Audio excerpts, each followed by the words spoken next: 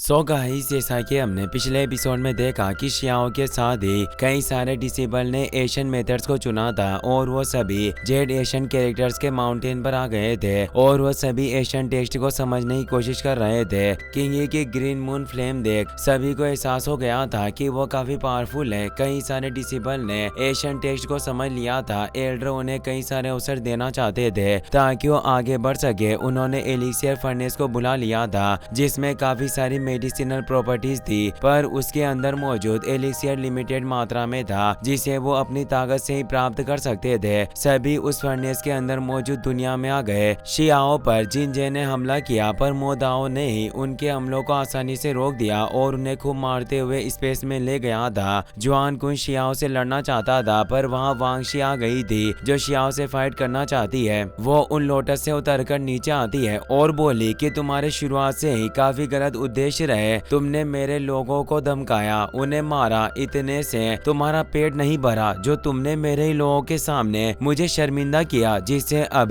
सभी मुझे नीची नजरों से देखने लगे हैं। और उसे अपने फैमिली के पास का सीन याद आता है जब सभी डिसेबल उसके ऊपर शक करने लगे थे, क्योंकि शियाओ ने जब वो सील बनाई थी तो उसमें वांगशी और शियाओ ही मौजूद थे। इसलिए किसी को पता नहीं था कि शियाओ सिर्फ उसके साथ वक्त बिताने का नाटक कर रहा था। वांग बताती है कि मैं वांग कबीले के रॉयल फैमिली की उत्तराधिकारी हूँ और मैं अच्छे से जानती हूँ कि इस पद को पाना कितना ज्यादा कठिन होता है और इस रास्ते में खामियों की कोई जगह नहीं होती। पर तुमने मेरे दिल के साथ खिलवाड़ किया और मुझे अपमानित किया। अगर आज मैंने तुम्हें नहीं मारा तो तुम मेरे ऊपर हमेशा के लिए एक कलंक बनकर रह जाओगे। आज मैं अपनी अच्छाई की उन बेड़ियों को काट कर तुम्हें खत्म कर दूंगी। और वो शियाओ से पूछती है कि तुम असलियत में हो कौन, पर वो नहीं बताता कि वो हुआंग है और कहता है कि तुम मुझे सिर्फ एक वॉर सर्वेंट बता रही हो। पर क्या तुमने नहीं कहा कि हम अच्छे दोस्त हैं और मैंने तुम्हारी जान बचाई थी। वांगशी गुस्से में कहती है कि अगर मैं ना होती तो तुम कभी भी तियानशेन एकेडमी में प्रवेश नहीं कर पाते। मैंने ही तुम्हें अपना बेटा सर्वेंट चुना था। और अब वांगशी अपने दाओ फ्लावर के साथ डार्क फेरी गोल्डन स्वॉर्ड को बाहर निकाल लेती है जो वांग फैमिली की एशियन स्वॉर्ड थी, और इससे उसकी एबिलिटी इतनी ज्यादा बढ़ गई थी कि वो तेजी से मूव कर पा रही होती है। और अब वो क्रूअल केओस को एक्टिवेट कर लेती है। तियानशेन डिसेबल इस स्वॉर्ड के मुंह को देखकर हैरान हुए और बोलते हैं कि वांगशी वाकई काफी एक्स्ट्रा ऑर्डिनरी है। इसने जिस टेक्निक को एक्टिवेट किया वो एशियन एंड मॉडर्न टाइम की 3 मोस्ट पावरफुल स्वॉर्ड टेक्निक में से एक है और आज तक कोई भी जनरेशन का डिसेबल इनमें महारत हासिल नहीं कर पाया। पर वांगशी ने इसे सीख लिया। शियाओ कहता है कि ऐसा लग रहा है कि तुम मुझसे लड़ने के लिए पूरी तैयारी के साथ आई हो और लड़ने के लिए डिटर्मिनेट हो, इसीलिए मैं भी पीछे कैसे रह सकता हूँ। और वो अपने मोस्टोरस पाम को एक्टिवेट कर लेता है जो उसने एशियन टेस्ट से समझकर ही सीखा था और उसे एक्टिवेट किया। पर वांगशी इस पाम अटैक से बिल्कुल भी डरी हुई नहीं होती। वो अपनी स्वॉर्ड लेकर उस पाम पर अटैक करने जाती है और उसे टुकड़ों में काटने की कोशिश करती है। पर मोस्टोरस पाम पावरफुल था, वो उसके 2 हमले से नहीं बिखरा। पर जब वांगशी ने एक हमला और किया तो ये बिखर गया, मगर वांगशी भी इस हमले से काफी दूर चली गई थी। शियाओ से बताता है कि मैंने कई सारे एशियन टेक्स्ट का अध्ययन किया है जिससे ही मुझे ये इंसाइट प्राप्त हुए हैं। बस इन्हें सत्यापित करने के लिए मुझे तुम्हारी जरूरत है। और वो मोस्टोरस पाम उसे हर तरफ से घेरने लग गए थे, जिससे ऐसा लग रहा था कि वो एक सील का निर्माण कर रहे हो। वांगशी थोड़ी परेशान नजर आने लगी। बियान्यू कहती है कि यह लड़का वाकई काफी पावरफुल है जो इतनी जल्दी भयानक टेक्निक का इस्तेमाल करने लगा और मेरी उम्मीद से भी ज्यादा फियर्स एनर्जी से हमला कर रहा है। वांगशी कहती है कि ऐसा कोई तरीका नहीं जिससे तुम मुझे पकड़ सको, और वो उन पाम पर अपने डार्क स्वॉर्ड से हमला करने लग जाती है। वो लगातार कई सारे स्लेश से उन सभी पाम को बिखेर देती है। शियाओ से कहता है कि तुम्हारी ये डार्क फेरी गोल्डन स्वॉर्ड वाकई काफी कमाल की है और तुम पर बिल्कुल फिट बैठती है। पर अफसोस की बात है कि तुम मेरे इलेक्ट्रिक गोल्डन टेक्निक का कुछ नहीं बिगाड़ सकती। और वो वापस से उस पर मोंटोरोस हेड से हमला करने जाता है जो गोल्डन लाइटनिंग से कवर थे, जिससे वांगशी उन्हें स्वॉर्ड से नुकसान नहीं पहुंचा पा रही थी। इसीलिए वो अपनी कल्टिवेशन पाथ के साथ एक जायंट स्वॉर्ड स्लेश को एक्टिवेट करके उस पाम पर हमला कर देती है। यह देख बियान्यू हैरान रह गई कि इस लड़की ने काफी गहराई से अपनी पावर को छिपाया हुआ था। वांगशी उस गोल्डन हैंड से भी बच गई और उसके पीछे आकर एंडलेस डार्क स्वॉर्ड मुंह से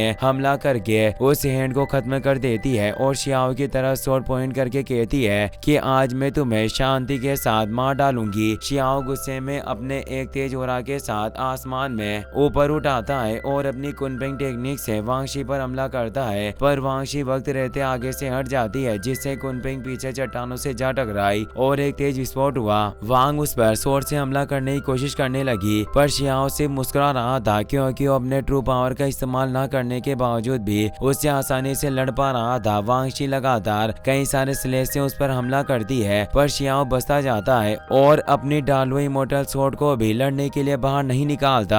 वो अपने हाथ के हमले से ही वांगशी को पकड़कर उसे एक पावरफुल पंच मारता है, जिससे वो काफी दूर चली जाती है और अब उनके बीच क्लोज कॉम्बैट फाइट स्टार्ट हो जाती है। काफी देर फाइट करने के बावजूद भी वांगशी शियाओ को कमजोर नहीं कर पा रही थी, उल्टा वही दूर चली गई थी। शियाओ ने वापस अपनी कुनपेंग टेक्निक का इस्तेमाल किया। वांगशी पीक एंड केओस टेक्निक से मल्टीपल डार्क स्वॉर्ड को क्रिएट कर लेती है, जो मिलकर एक जाइगेंटिक स्वॉर्ड में बदल जाती है। कुनपेंग और स्वॉर्ड आपस में टकराते हैं और एक तेज विस्फोट के साथ दोनों ट्रेजर नष्ट हो जाते हैं। शियाओ कहता है कि तुम्हारी एशियंट वांग फैमिली के क्लेन ट्रेजर वाकई अपनी रेपुटेशन के अनुसार काफी कमाल के हैं। वांगशी नीचे उतर आई और गुस्से में बोली कि ऐसी मीठी बातें बोलना बंद करो, और वो डार्क स्वॉर्ड को तेजी से ग्राउंड पर हिट करती है, जिससे अब वांगशी की केओस एनर्जी की मदद से अपनी धर्मा बॉडी को एक्टिवेट कर लिया था, जिसे वो अपनी बॉडी से ही कंट्रोल कर रही थी। शियाओ पर एक साथ हजारों स्वॉर्ड से हमला होने लगे, जिनसे बचने के लिए शियाओ भागने लगता है और उन स्वॉर्ड हमलों को रोकता है। शियाओ के पास अब कोई रास्ता नहीं बचा था, इसीलिए वो 6 से बाद रीइंकार्नेशन को एक्टिवेट कर लेता है। 6 स्क्रॉल बाहर निकल आए और शरीर की बेड़ियों से शियाओ ने वांगशी की धर्मा बॉडी को पकड़ लिया और वो कहता है कि तुम्हारी ये छोटी मोटी टेक्निकें मेरे खिलाफ काम नहीं करेगी, इसीलिए कोई रियल स्किल दिखाओ। अगर तुम्हारे पास कोई नई स्किल नहीं है तो तुम्हारे पास जीतने का कोई मौका नहीं हो सकता।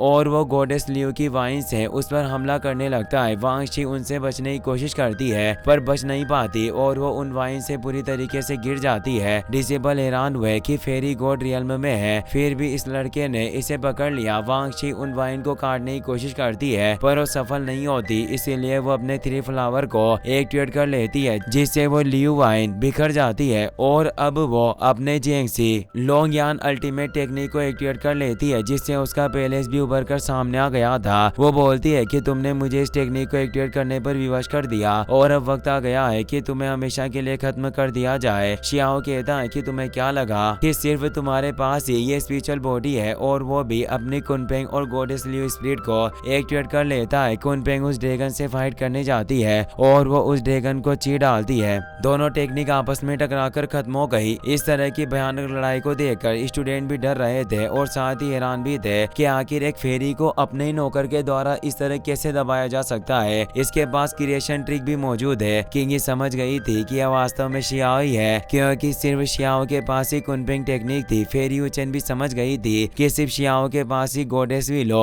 और कुनपेंग टेक्निक थी और ये टेक्निक गलत नहीं हो सकती। वास्तव में वो शियाओ मरा नहीं था, वांगशी के मुंह से ब्लड आने लगा था। वो कमजोर पड़ रही होती है, पर वो सोचती है कि इसने मुझे और मेरी फैमिली को धोखा दिया, ये काफी पावरफुल है, ये सिर्फ हमें अपमानित करने के लिए मेरा बेटा सर्वेंट बना, मैं इसे कभी माफ नहीं कर सकती। और अब वो अपनी प्रीमोडियल स्पिरिट यानी आत्मा को बाहर निकाल लेती है और उससे एक सोल टेक्निक को एक्टिवेट करने लगती है। शियाओ समझ जाता है कि अपनी स्वॉर्ड को और ज्यादा शार्प कर रही है। उसने युआन शेन स्वॉर्ड एम्ब्रो को एक्टिवेट कर लिया होता है और वो प्रीमोडियल स्पिरिट एक साथ कई सारे पावरफुल स्लेश से शियाओ पर हमला कर देती है और बोली कि अब तुम्हें अपनी औकात पता चलेगी और तुम्हारा अहंकार खत्म हो जाएगा। पर शियाओ अपने पाम से ही उन हमलों को रोक देता है और फाइनली अब वो हैंड ऑफ गॉड को एक्टिवेट कर लेता है। साथ ही उसने एशियन टेस्ट से जो कुनपेंग धर्मा रीइंकार्नेशन मेथड समझा था उसे भी वो उस गॉड हैंड के साथ मिला देता है, जिससे गॉड हैंड की क्षमताएं काफी ज्यादा बढ़ चुकी थी। वांगशी अभी भी हार नहीं मानना चाहती थी, इसीलिए शियाओ सुप्रीम बोन के थर्ड सुपर नेचुरल पावर को भी उस गॉड हैंड में मिला देता है। इससे वो गॉड हैंड फिस्ट में बदल जाता है। वांगशी भी अपने सबसे पावरफुल युआन स्वॉर्ड के क्लेमिंग केओस स्वॉर्ड टेक्निक से उस पर हमला करती है, पर शियाओ का गॉड हैंड इतना पावरफुल था कि उसकी स्वॉर्ड टेक्निक जरा भी टिक नहीं पाई